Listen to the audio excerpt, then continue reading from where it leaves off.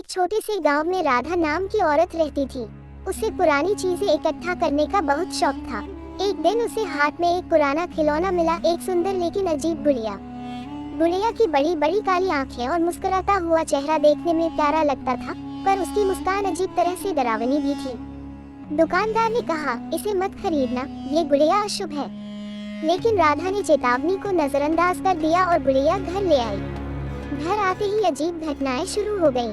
रात में अचानक दरवाजे अपने आप खुलने लगते, बत्ती अपने आप जल बुझ जाती।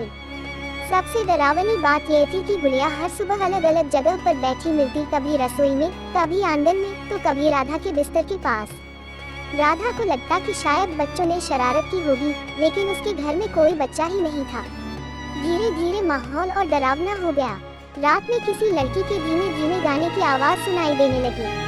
राधा ने एक रात हिम्मत करके देखा तो पाया कि वही आवाज गुड़िया के पास से आ रही थी। उसके होंठ हिल रहे थे, मानो वह सचमुच गा रही हो। राधा के शरीर में सिहरन दौड़ गई। अगले दिन उसने गुड़िया को जलाने की कोशिश की, लेकिन गुड़िया जली ही नहीं। वह आग में रखी रही, पर उसकी चमकती काली आंखें राधा को घूरती रहीं। डरकर उसने गुड़िया को कुएं में फेंक दिया। राधा ने सोचा कि अब सब खत्म हो जाएगा, लेकिन उसी रात राधा के कमरे में दरवाजा अपने आप खुला और जमीन पर गीले पांवों के निशान दिखाई दिए। धीरे धीरे वे निशान उसके बिस्तर तक पहुँचे।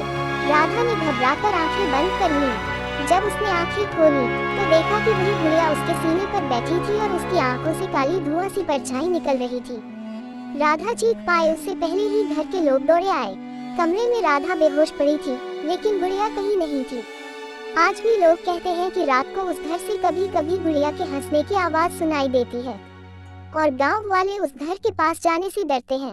हॉरर डॉल, मुस्कान के पीछे का रहस्य।